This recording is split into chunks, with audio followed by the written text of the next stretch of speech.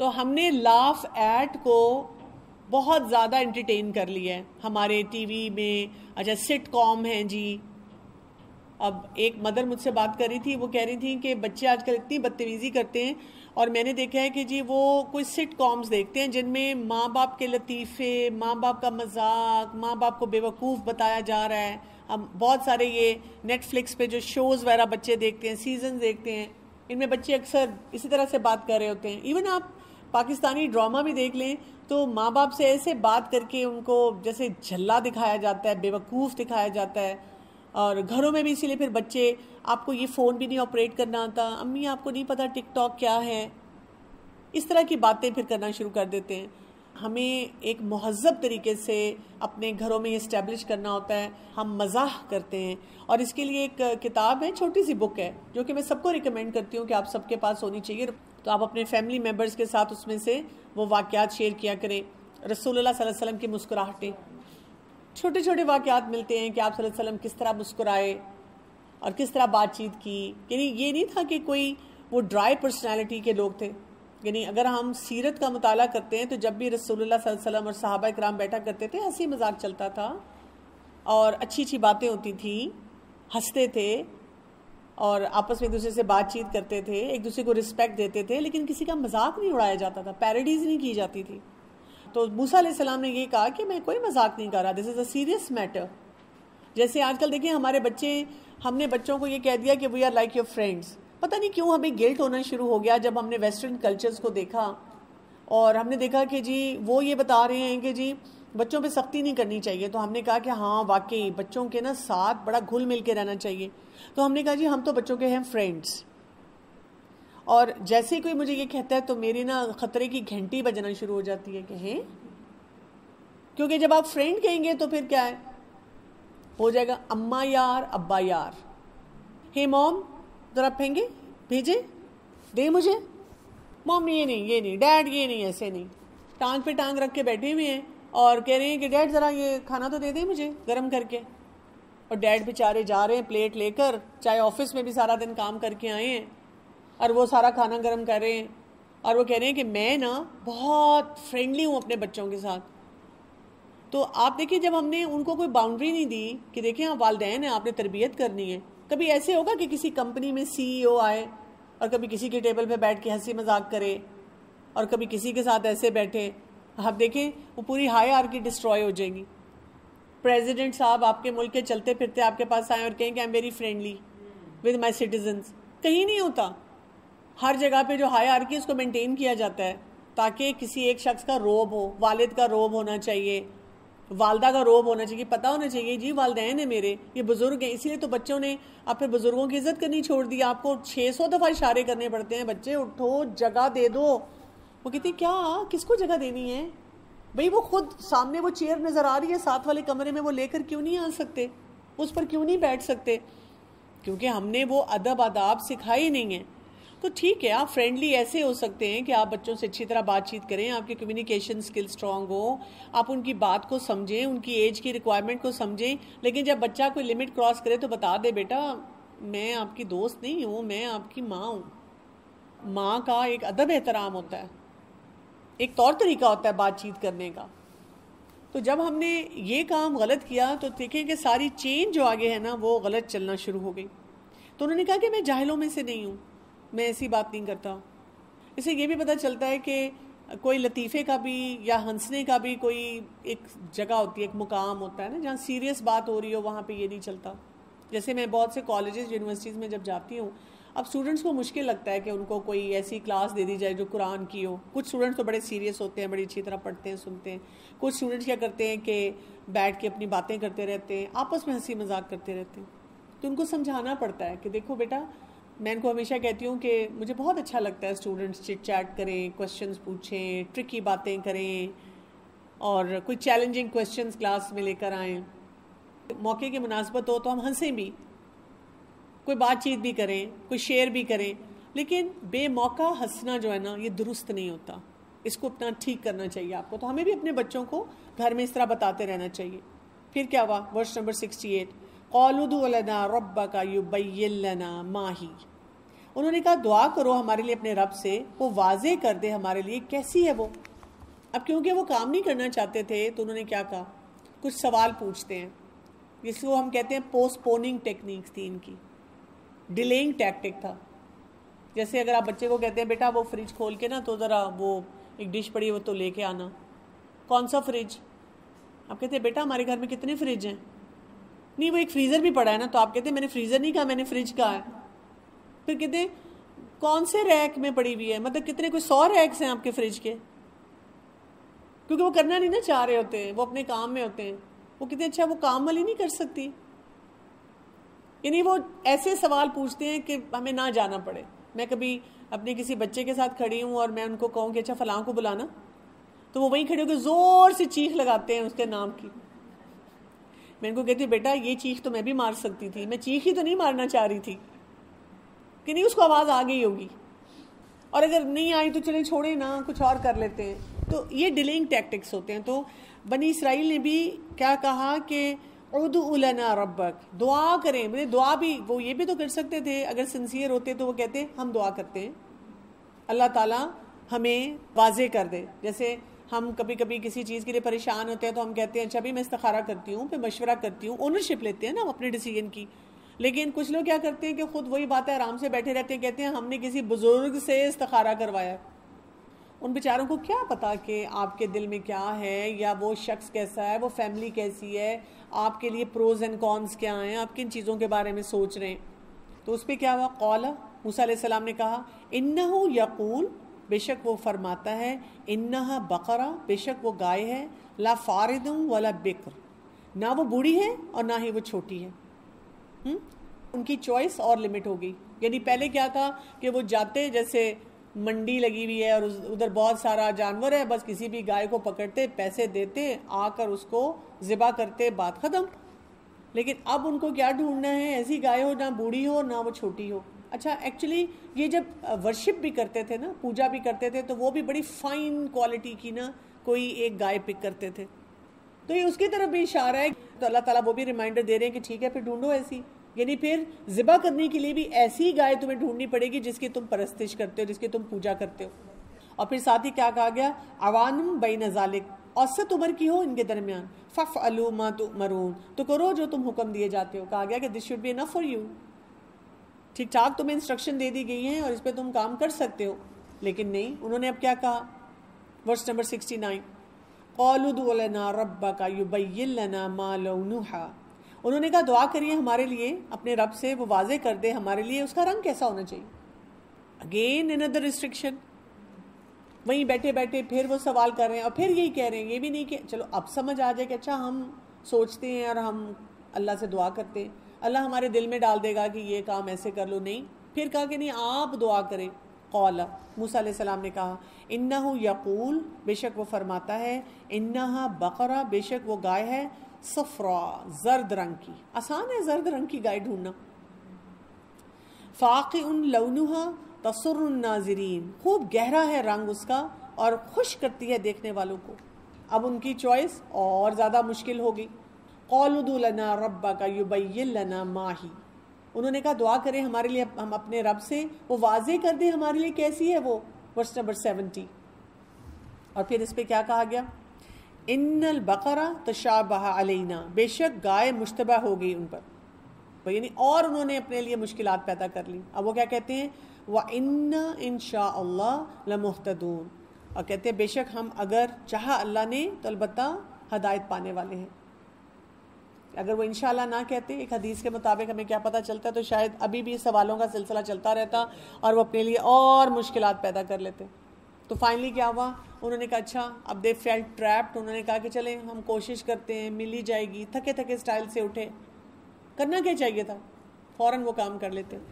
یہاں سے نا تھوڑی سی بات ہم کریں گے سوالات پہ، کہ سوالات کیسے ہونے چاہیے۔ جیسے سوالات، اس کو ہم کہتے ہیں سوکریٹک وے آف لرننگ، یعنی آج کے دور میں بہت سے اچھے اساتذہ ہوتے ہیں، وہ یہ نہیں کرتے کہ خود بولتے رہتے ہیں دوسری آڈینس سنتی رہتی ہے، وہ اسٹوڈنٹ سے کویشچنز کرتے ہیں اور کویشچن کرتے ہیں، اسٹوڈنٹ آنسر دیتا ہے اور وہ پھر انہی سوالات سے وہ بات سے بات نکلتی ہے اور ان کا ذہن کھلتا ہے۔ سوالات ہمارا ذہن کھولتے ہیں، ہم ایکسپلور کرتے ہیں، کیونکہ تو سوالات کو انکریج کیا گیا ہے، اسلام میں پسند کیا گیا ہے کہ سوال کیا جائے، لیکن سوال کس لیے ہونا چاہیے؟ لرننگ کے لیے ہونا چاہیے. اور جب ہمارے ذہن میں سوال آتا ہے تو ہمیں کیا کرنا چاہیے؟ جیسے کئی دفعہ میرے ساتھ بھی ہوتا ہے کہ میں کوئی ٹاپک ابھی پڑھانا ہی شروع کرتی ہوں، پہلے ہی سوال آ جاتا ہے. میں نے ڈیفینیشن ہی بتائی کسی چیز کی، وہ کہتے ہیں وہ تو مجھے سمجھ آ گئی، کرنا کیا ہوگا؟ میں کہتی ہوں ابھی دیکھیں، ابھی ایک پورا گھنٹہ ہے یا 2 گھنٹے ہیں، ورک شاپ ہے، ابھی تو ہم اس پہ آئیں گے، ابھی تو ہم نے بات شروع کی ہے. تو سوالات میں بے صبری نہیں ہونی چاہیے، سوالات کو بہت ٹھہرے ہوئے طریقے سے کرنا چاہیے. جب آپ کے ذہن میں کوئی سوال آتا ہے تو پہلے اپنے آپ سے پوچھنا چاہیے کہ کیا مجھے اوتھینٹک کوئی ایسے فورمز ہیں جہاں سے میں خود ایکسپلور کروں تو مجھے اس کا جواب مل سکتا ہے. مثلا اگر مجھے بہت زیادہ فقہی سوال میرے ذہن میں آتے ہیں تو اس کا کیا مطلب ہے؟ میری بیس ویک ہے قرآن کی، تو بجائے اس کے کہ میں ساری زندگی لوگوں سے ہی جگہ جگہ سوال کرتی رہوں، کیوں نہ میں قرآن اسٹوڈنٹ بن جاؤں اور میں قرآن کو اچھی طرح کور ٹو کور پڑھنا شروع کروں. بہت سے سوالوں کے جواب مجھے پھر آنا شروع ہو جائیں گے، مجھے سمجھ آ جائے گی. دوسرا یہ کہ ایسے فورمز مجھے پتہ ہونے چاہیے، ایسی کتابیں میرے پاس ہونی چاہیے. مثلا مجھے اگر نماز سے ریلیٹڈ بہت سوال آتے ہیں تو میں ایک اچھی سی بک شاپ پہ جاؤں. جیسے اسلام آباد میں ہمارے پاس دارالسلام کی بک شاپ ہے جہاں اوتھینٹک کنٹینٹ ہوتا ہے، اور بھی آپ کو اپنے اپنے شہر میں کہیں نہ کہیں مل جاتے ہیں، آن لائن بھی مل جاتے ہیں ایسے ریسورسز. تو میں اوتھینٹک کتابیں لوں، نماز کے اوپر میں 5-6 کتابیں پڑھ لوں، 2-3 اسکالرز کے کورسز آن لائن بھی اب بہت سارے ہوتے ہیں وہ اٹینڈ کر لوں. اکوپ کروں اپنے آپ کو، شارٹ کٹ آنسرز نہ ڈھونڈوں. کبھی کبھار تو وقتی طور پہ آپ کو شارٹ کٹ آنسر چاہیے ہوتا ہے، لیکن اپنے آپ کو پراپرلی اکوپ کرنا بہت زیادہ ضروری ہے. جتنا آپ اکوپ کرتے ہیں آپ کو فائدہ ہوتا ہے. لیکن پھر بھی کبھی کبھی ایسی سچویشن آ جاتی ہے کوئی ٹیمپرری سوال چاہیے، تو اب کیا ہے کہ islamqa.com بہت اچھا فورم ہے، وہاں پر آپ کے ہر طرح کے سوالوں کے جواب موجود ہوتے ہیں، آپ اس کو پڑھ لیں. اب تو وہ بہت ساری لینگویج میں اب تو وہاں پہ آپ کے جوابات مل جاتے ہیں. پھر ہمارے پاس ایسے علماء موجود ہوتے ہیں. لیکن دیکھیں بیسک سوال کے لیے نا کسی عالم دین کے پاس نہیں جانا چاہیے، یہ مجھے بڑی زیادتی لگتی ہے. بالکل بیسک سوال ہم پڑھتے ہی نہیں ہیں، وقت بے وقت لوگوں کو میسج کر کے کہتے ہیں بس جی ڈمپ کر دو ان پہ سوال، یہ مجھے خود ہی جواب دیں گے. تو ہم کوشش پوری کریں کہ پہلے سوالوں کے جواب ہمیں خود ملیں. اور وہی بات ہے کہ برے سوالات کا ہمیں بہت کلیئرٹی سے پتہ ہونا چاہیے. کون سے سوالات ایسے ہیں جو بہت برے ہوتے ہیں؟ مثلا بے موقع سوال، ٹاپک کوئی ہے اور ہم سوال کوئی اور کریں. اگر آپ کے ذہن میں وہ سوال آ گیا تو لکھ لیں، گیدرنگ کو ان فوکس نہ کریں، آپ بعد میں سوال پوچھ لیں. یا جو میں نے آپ کو طریقہ بتایا ہے سوالوں کو ایکسپلور کرنے کا، اس طریقے سے ایکسپلور کریں پہلے، پھر نہ سمجھ آئے تو پھر کسی سے کنفرم کریں. اسی طرح سے ڈیلے کرنے کے لیے کیا یہ کرنا ضروری ہے؟ ہمیں پتہ ہوتا ہے ضروری ہے. اچھا پھر اسی طرح سے کسی اور کو پھنسانے کے لیے، کسی اور کو سنوانے کے لیے، کسی کو بات پروو کرنے کے لیے، یعنی آپ نے ایک فورم پہ سوال کیا، آپ کو بڑے وضاحت سے اوتھینٹک ریفرنس سے وہ جواب مل گیا، لیکن نہیں جی تسلی نہیں ہو رہی، پھر ہم وہی سوال کسی اور سے پوچھتے ہیں، پھر ہم وہی سوال کسی اور سے پوچھتے ہیں. اب آپ دیکھیں کہ اس طرح کے جو سوالات ہوتے ہیں وہ پھر ہماری زندگی کو مشکل بنا دیتے ہیں. ہمیں اس طرح کی باتوں کے لیے اپنے آپ کو بڑا ویل پریپیئر کرنا چاہیے کہ ہم صحیح طرح سے بات کریں، صحیح طرح سے چیزوں کو لے کر چلیں. ورس نمبر 71 کو دیکھیں. قَالَ إِنَّهُ يَقُولُ إِنَّهَا بَقَرَةٌ، کہا بے شک وہ فرماتا ہے کہ بے شک وہ ایسی گائے ہے، لا ذلولاً تثیر الارض، نہیں جوتی وہ، نہ ہل چلاتی ہے زمین میں، ولا تسقی الحرث، اور نہ وہ سیراب کرتی ہے کھیتی کو، مسلمۃ لا شیۃ فیہا، صحیح سالم ہو، نہ وہ کوئی داغ ہو اس میں. یعنی آپ دیکھیں کہ وہ جو چیک لسٹ ہے وہ مزید بڑھتی چلی جا رہی ہے اور مشکل ہوتا جا رہا ہے کہ اب وہ کام بھی نہ کوئی کرتی ہو، ہل بھی نہ چلاتی ہو، کوئی اس پہ داغ بھی کسی قسم کا نہ ہو. قالوا الآن جئت بالحق، انہوں نے کہا اب لائے ہے تو حق کو ہمارے پاس.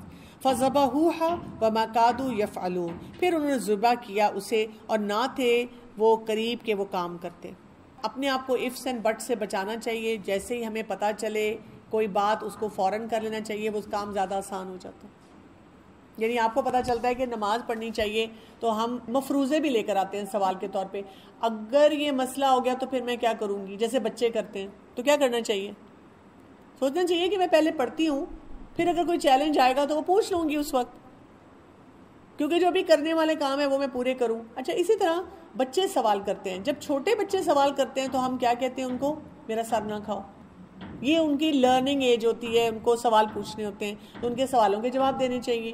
تھوڑے سے بڑے بچے ہو جائیں جیسے 8 سال 9 سال، تو آپ ان کو کہہ سکتی ہیں کہ جو آپ کے ذہن میں سوال آئے تو آپ اسے لکھیں اور پھر آپ ان کے ساتھ ریسرچ کریں. آپ کوئی ٹائم فکس کر لیں کہ چلو آپ اپنے کویشچنز ایک ڈائری میں لکھ لیا کرو، اور جب آپ کو کوئی سوال آتے ہیں ذہن میں تو ہم اس کو ریسرچ کریں گے. تو میں نے اپنے بچوں کے ساتھ بچپن میں ہمیشہ یہی کیا. میرے پاس وہ پوری سیریز ہوتی تھی بکس کی، ٹیل می وائی. اگر بچے نے پوچھا کہ اماں بارش کی نہیں سمجھ آتی، بارش کیسے ہوتی ہے، تو میں کہتی تھی چلو نکالو، ڈھونڈو وہ ٹیل می وائی میں سے انڈیکس دیکھو جس میں لکھا ہوا ہے نا کہ رین کیسے ہوتی ہے، تو چلو ہم اس کو پڑھتے ہیں. شکر کے بارے میں ایسی حدیث ہے، میں کہتی ہوں چلو ٹھیک ہے یہ فلاں بک نکالو، اس میں حدیث ہے اور اس میں چیپٹر کھولو شکر والا، صبر والا، اور اس میں سے پڑھو اور پھر ہم ڈسکس کرتے ہیں. اسی طرح اگر بچہ آپ سے کسی بات پہ کہتا ہے کیوں نہیں جا سکتی میں، کیوں نہیں مجھے نیا فون مل سکتا، کیوں نہیں ہم اسکرین دیکھ سکتے، کیوں نہیں ہم یہ چیز خرید سکتے، تو اس سوال کا جواب کیا ہے؟ آپ کا کیا خیال ہے؟ آپ مجھے بتائیں. نہیں آپ بتائیں نا، آپ نے روکا ہے نا، آپ کے مجھے تو پتہ ہے نا، میں تو کلیئر ہوں، لیکن میں جاننا چاہتی ہوں کہ کیا آپ کو نہیں پتا، آپ بتائیں آپ کا یہ خیال ہے، آپ کو یہ لگتا ہے. بچے ٹونٹنگ سٹائل میں بھی کئی دفعہ کہتے ہیں، آپ کہتے ہیں دیٹس اوکے بیٹا مجھے بتاؤ تو صحیح نا، آپ بتاؤ. اور اگر آپ اس میں میرا ریزن کور کر لو گے تو ٹھیک ہے، کیونکہ بچوں کو اندر سے پتہ ہوتا ہے. جیسے یہ بنی اسرائیل کو سارا پتہ تھا، لیکن پھر وہ کیا کر رہے تھے کہ وہ نہیں کرنا چاہ رہے تھے، لیکن الٹیمیٹلی ان کو وہ کام کرنا پڑا. پھر ورس نمبر 72 کو دیکھیں.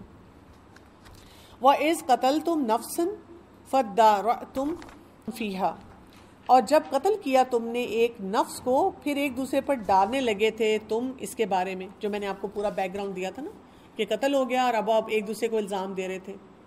وَاللَّهُ مُخْرِجٌ مَا كُنْتُمْ تَكْتُمُونَ، اور اللہ نکالنے والا تھا جو تھے تم اس کو چھپاتے. تو اللہ تعالیٰ نے یہ پورا سلسلہ جو رکھا تھا وہ اس لیے رکھا تھا کہ وہاں سے وہ جو مسئلہ تھا وہ حل ہو جائے. یعنی ہم دیکھیں کہ اسلام میں کوئی بھی کام کرنے کے ملٹیپل بینیفٹس ہیں. سب سے پہلی بات تو یہ کہ اللہ کا حکم ماننے سے اللہ تعالیٰ راضی ہوتا ہے. پھر یہ کہ جتنی جلدی ہم حکم مانتے ہیں تو کیا ہوتا ہے ہمارے لیے وہ کام کرنا آسان ہو جاتا ہے. پھر یہ کہ اس سے ہمارے بہت سے سکلز بھی بلڈ ہوتے ہیں. پھر اس سے کیا ہوتا ہے کہ ارد گرد جو کئی معاملات ہوتے ہیں اس میں بھی کوئی نہ کوئی فائدہ ہو رہا ہوتا ہے. ہم اگر نماز کی مثال لے لیں، آپ نماز فوراً پڑھتے ہیں تو اللہ راضی ہوتا ہے نا، افضل وقت کی نماز ہوگی، سنت کے مطابق آپ نے سارے کام کر لیے، آسانی ہوگی. اس کے بعد آپ کی ٹائم مینجمنٹ بہت اچھی ہوتی ہے. جب ہم دیکھیں نا ڈیلے کرتے ہیں، ابھی پڑھتی ہوں، ابھی اٹھتی ہوں، ابھی کرتی ہوں، تو پھر کیا ہوتا ہے؟ سستی آ جاتی ہے. اچھا آپ دیکھیں کہ جب آپ نماز میں سستی کریں گے باقی کاموں میں بھی سستی چڑھی رہے گی، وہ بھی کرنے کو دل نہیں چاہے گا. نماز میں تیزی کریں گے تو اس میں بھی آپ ڈسپلنڈ ہو جائیں گے، آپ کے اندر مائنڈفلنس آتی ہے، آپ الرٹ ہو جاتے ہیں. صبر کا تعلق جو ہے وہ آپ کے اندر زیادہ ہونا شروع ہو جاتا ہے. ملٹیپل بینیفٹس جو ہے آپ کو ملنا شروع ہو جاتے ہیں. فَقُلْ نَضْرِبُهُ بِبَعْضِهَا، پس کہا ہم نے مارو اسے ساتھ بعض کے حصے کے. كَذَلِكَ يُحْيِي اللَّهُ مَوْتًا، اسی طرح زندہ کرے گا اللہ مردوں کو. وَيُرِيكُمْ آيَاتِهِ لَعَلَّكُمْ تَعْقِلُونَ، اور وہ دکھاتا ہے تمہیں اپنی نشانیاں تاکہ تم عقل سے کام لو. تو کیا ہوا کہ وہ زندہ ہوا، اس نے بتا بھی دیا کہ اس شخص نے مجھے مارا تھا. جس کو فضول میں پکڑا گیا تھا اس کو ریلیز کر دیا گیا، صحیح شخص کو سزا مل گئی. لیکن ساتھ ساتھ کیا ہے، اللہ تعالیٰ یہ بھی بتاتا ہے کہ اللہ تعالیٰ اس طرح مردوں کو اٹھائے گا. کیا ہم سوچ سکتے ہیں کہ ابھی ہم گائے کو ذبح کریں، اب قربانی کا موقع ہے تو ہم کسی بھی مردہ کے اوپر جا کے میت کو اگر لگائیں تو وہ زندہ ہو جائے؟ نہیں، لیکن اللہ کے حکم سے یہ کام ہو سکتا ہے. ہمارے کرنے سے یہ کام نہیں ہوتا. جو امپاسبل ٹاسک ہمیں نظر آتا ہے تو اللہ تعالیٰ کیا کہتے ہیں، وہ یُریکُمْ آیاتِهِ لَعَلَّكُمْ تَعْقِلُونَ. اللہ تعالیٰ کیوں ہمیں اپنی نشانیاں دکھاتا ہے؟ تاکہ ہم عقل سے کام لیں. لیکن ہماری عقل تو کیا کرتی ہے، گھاس چرنے چلی جاتی ہے، سو جاتی ہے. ہماری عقل تو ڈراموں میں لگی ہوئی کہ اگلی قسط میں کیا ہوگا. ہماری عقل تو میکے سسرال کے وہ جو کمپلیکیٹڈ مسئلے ہیں ہم اس میں الجھے ہوئے ہیں. یعنی جو کام حل ہی نہیں ہونے ساری زندگی، ہم انہی میں الجھے رہتے ہیں، سارا دن انہی کے ساتھ ٹکراتے رہتے ہیں. تو کچھ کاموں کو اپنی زندگی میں ایکسیپٹ کر کے اگر ہم آگے موو کر جائیں نا تو ہماری عقل جو ہے ہمیں ان آیات کو اچھی طرح دکھائے. لیکن مسئلہ یہاں پہ ختم نہیں ہوا. اب دیکھیں کہ اصل چیلنج ان کی لائف میں کیا آیا. یہ بہت بڑا چیلنج ہے جس کو ہمیں خاص طور پہ بہت اچھی طرح سے سمجھنا ہے. ورس نمبر 74، ثم قست قلوبکم من بعد ذلک فہی کالحجارہ او اشد قسوہ، پھر سخت ہو گئے دل تمہارے بعد اس کے تو وہ پتھروں کی طرح ہیں یا زیادہ شدید سختی میں. بہت ہی امپورٹنٹ بات یہاں کی جا رہی ہے. ثم جو ہے نا یہ پوسٹ پوننگ کا طریقہ ہوتا ہے. اب ہم اگر بنی اسرائیل کے شروع کے واقعات بھی دیکھنا شروع کیے, ہر موقع پہ جو کرنے کا کام تھا انہوں نے ڈیلے ہی کیا, ریپرکشنز اس کی آ رہی ہیں. تو جب صحیح کاموں کو انسان پوسٹ پون کرتا ہے, ثم قست قلوبکم, تو دل انسان کا سخت ہو جاتا ہے. اور اللہ تعالیٰ کیا کہہ رہے ہیں, فَهِيَ كَالْحِجَارَةِ, پتھروں کی طرح سخت, او اشد قسوہ, یا اس سے بھی زیادہ سخت. کیوں پتھروں کی سختی سے زیادہ سختی کی بات کی گئی ہے؟ کیوں؟ وَإِنَّ مِنَ الْحِجَارَةِ, کیونکہ بعض پتھر بے شک ایسے ہیں, لَمَا يَتَفَجَّرُ مِنْهُ الْأَنْهَارُ, ان کے اندر سے نہریں پھوٹ پڑتی ہیں. وَإِنَّ مِنْهَا لَمَا يَشَقَّقُ فَيَخْرُجُ مِنْهُ الْمَاءُ, اور بے شک کچھ ان میں سے ایسے ہیں جو پھٹ پڑتے ہیں اور نکل آتا ہے ان میں سے پانی. وَإِنَّ مِنْهَا, اور بے شک کچھ ان میں سے ایسے ہیں, لَمَا يَحْبِطُ مِنْ خَشْيَةِ اللَّهِ, وہ البتہ گر پڑتے ہیں اللہ کے خوف سے, اللہ کی خشیت سے. وَمَا اللَّهُ بِغَافِلٍ عَمَّا تَعْمَلُونَ, اور نہیں اللہ تعالیٰ غافل اس سے جو تم عمل کرتے ہو. تو یہاں پر بہت کیونکہ امپورٹنٹ بات ہے, اس پہ ہم تھوڑا سا وقت لگائیں گے. دل کی سختی, اپنے دلوں کا نا ہر وقت جائزہ لیتے رہنا چاہیے. نماز کے وقت, قرآن پڑھتے وقت, ذکر کرتے وقت, کوئی نصیحت ہمیں کرے اس وقت, اللہ کی محبت کے معاملے میں, دین سے محبت کے معاملے میں, کسی کو دیکھ کر ہم سوچیں مجھے اس پہ ترس آ رہا ہے, رحم آ رہا ہے, میں مطلب بالکل ٹھنڈی ہوا میں اے سی میں بیٹھ کر گاڑی میں آ جا رہی ہوں, راستے میں مزدور نظر آ رہے ہیں, یا اپنے کمرے میں بالکل ریلیکس بیٹھی ہوئی ہوں, تو کیا میں سوچ رہی ہوں کہ میرا ملازم جو اس وقت اپنے کمرے میں وہ کیسے ہیں, باہر لوگ کیسے ہیں, یتیم اور مسکین کا مجھے جب خیال آئے تو میں کیا سوچتی ہوں. تو یہاں پہ جو کانسیپٹ ہمیں دیا جا رہا ہے کہ ایک ہوتا ہے سنگ دل ہونا اور ایک ہوتا ہے مضبوط دل ہونا, اس کے فرق کو سمجھنا ہے. سنگ دل نہیں ہونا چاہیے, اور سنگ دل انسان کب ہوتا ہے, جب اللہ تعالیٰ کے احکامات کو پوسٹ پون کرتا رہتا ہے, ڈیلے کرتا ہے. اور دل جو ہے وہ انسان کا سب سے قیمتی احساس ہے. یعنی فزیکلی بھی ہم دیکھیں تو انسان کا دل جب پمپ کرتا رہتا ہے تو انسان زندہ رہتا ہے, جب وہ پمپ کرنا چھوڑ دیتا ہے تو مر جاتا ہے. ہارٹ اٹیک ہو گیا, سڈن کارڈیک اریسٹ, نہیں چل سکا. رسول اللہ صلی اللہ علیہ وسلم نے بھی کیا کہا تھا, جسم میں ایک ٹکڑا ہے, اگر وہ ٹھیک تو تم ٹھیک, اگر اس میں خرابی آ گئی تو پھر کیا ہوا, تو خرابی سب طرف چلی جائے گی. تو یہاں پر ہمیں اپنے دل کو سخت ہونے سے بچانا ہے. تو کون کون سے کام ہم کر سکتے ہیں, یعنی دل کی سختی کن وجوہات سے آتی ہے, وہ چیک لسٹ ہمارے پاس ہونی چاہیے, اور ہم نے اپنے آپ کو اس سے بچانا ہے. جیسے اللہ کی کتاب سے دوری ہوگی تو دل سخت ہوگا. اگر انسان کج روی کا طریقہ اختیار کرے, اوائڈنس میں جائے دین کے معاملے میں, تو دل سخت ہوگا. مشکلات میں اگر انسان اللہ سے رجوع نہ کرے تو دل سخت ہوگا. آپ نوٹ کر لیں اپنے ارد گرد ایسے افراد جس کی زندگی میں بڑی مشکلات ہیں, اور آپ اسے کہتے ہیں نماز پڑھا کرو, وہ کہتے ہیں فار گاڈ سیک, اللہ نے مجھے دیا ہی کیا ہے. نعوذ باللہ, اس قسم کی باتیں لوگ کرتے ہیں. میری زندگی میں ہے کیا, میں کیوں نماز پڑھوں؟ دل اور سخت ہو جاتا ہے. جب انسان مسلسل گناہ کرتا چلا جائے بے باکی سے تو اور دل سخت ہوتا ہے. بہت زیادہ ہنسنا, یعنی رسول اللہ صلی اللہ علیہ وسلم کے بارے میں آتا ہے سب سے زیادہ مسکرانے والے, لیکن منہ پھاڑ کے نہیں ہنستے تھے, جو کہہ کے لگانا ہے ہر وقت. پھر یہ کہ کثرت کلام اور کثرت طعام, ہر وقت باتیں کرنا, بولتے جانا. اب آج کل ہمارے بچے جو کانسٹنٹلی یہ میسیجنگ کر رہے, کانسٹنٹلی ٹک ٹک ٹک ٹک ٹک چل رہا ہے ان کے ہاتھ, ہر چیز انہوں نے سوشل میڈیا پہ پوسٹ کرنی ہے, دل سخت ہو جاتے ہیں. اور ہر وقت کھانا, فوڈی, کھانے کا ہی سوچتے رہنا, منہ چلاتے رہنا, ببل گم منہ میں رکھیے, چلاتے جا رہے ہیں, منہ چلاتے جا رہے ہیں, دل سخت ہو رہا ہے. خواہش پرستی, جو دل چاہتا ہے, خواہشات پہ ہر وقت چلنا, مجھے یہ پسند ہے تو کلازٹ بھری ہوئی ہے لیکن کیا کروں نا, فلاں نیا پرنٹ آ جائے تو میں رہ نہیں سکتی, یہ تو کلر فلاں چاہے مہنگا بھی ہے میں نے لینا ہے, یہ تو کھانا ہے. ابن قیم رحمۃ اللہ علیہ کہتے ہیں کہ دل کو بگاڑنے والے 5 امور ہیں. لوگوں سے زیادہ گھل مل کر رہنا, یعنی ایکسیسولی انگیج ہونا نا لوگوں کے ساتھ. خواہش پرستی, اللہ کے غیر سے دلی تعلق رکھنا, ایسی چیزوں کے ساتھ زیادہ ایسوسیٹ ہونا جو ہمیں پتہ ہے کہ اللہ کو پسند نہیں, یا اللہ تعالیٰ کی عظمت اس سے کم ہوتی ہے.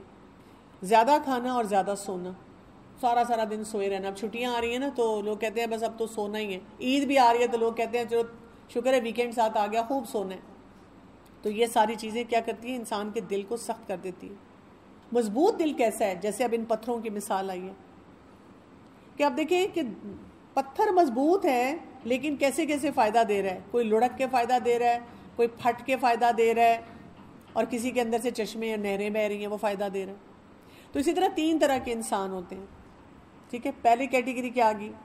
گناہوں میں تھے لیکن کیا ہوا, آپ قرآن سنا تو دل پھٹ گیا. ایسے لوگوں سے وسیع پیمانے پر خیر نکلتی ہے. جیسے عمر رضی اللہ عنہ کو دیکھیں, کتنے غصے میں جا رہے تھے نا, تنگ دلی کے ساتھ, سنگ دلی کے ساتھ جا رہے تھے, اور اپنی بہن سے اللہ کا کلام سنا تھا, بس خیر نکل آئی. اور پھر آپ دیکھیں کس پیمانے پہ خیر کی. سب کو کہتے ہیں چلو ہم چل کے نماز پڑھیں گے, دیکھتے ہیں کون روکتا ہے. کچھ لوگوں کے اندر سے وہ چشموں کی طرح پانی نکلتا ہے. میں یہ نہیں کہ خیر تو ہے لیکن محدود پیمانے پر.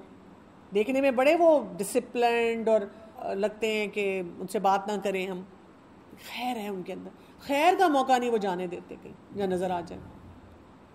اور کچھ لوگوں کے اندر کیا ہے, دوسروں کے لیے تو وہ خیر نہیں ہے لیکن اپنے اندر ان کے انقلاب آتے رہتے ہیں, اسی لیے وہ جھک جاتے ہیں. جہاں اللہ کا حکم آتا ہے وہ شاید دوسروں کو کوئی فائدہ نہیں پہنچا پاتے لیکن اپنے لیے بہت سے کام جو ہیں وہ کرتے رہتے ہیں. تو یہاں پہ خشیت, اللہ کی خشیت کی بات ہوئی ہے.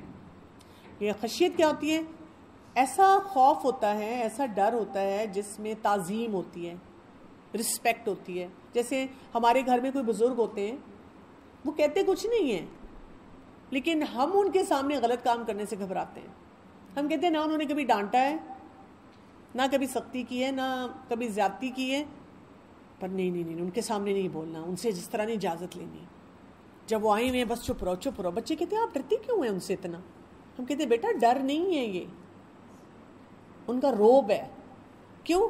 وہ ایسے بزرگ ہیں, بابا کی خالہ ہیں, بابا کی ماما ہیں, دادی ہیں, نانی ہیں, کوئی اور ایسے بزرگ ہیں جی خاندان کے ہیں, امی کی دوست ہیں, کوئی بھی ایسا ہو سکتا ہے شخص جس کے بارے میں ہمیں ایسی فیلنگ آتی ہے کہ نہیں ان کے سامنے نہیں, میری ٹیچر ہے, میری قرآن کی ٹیچر ہے, نہیں ان کے سامنے نہیں.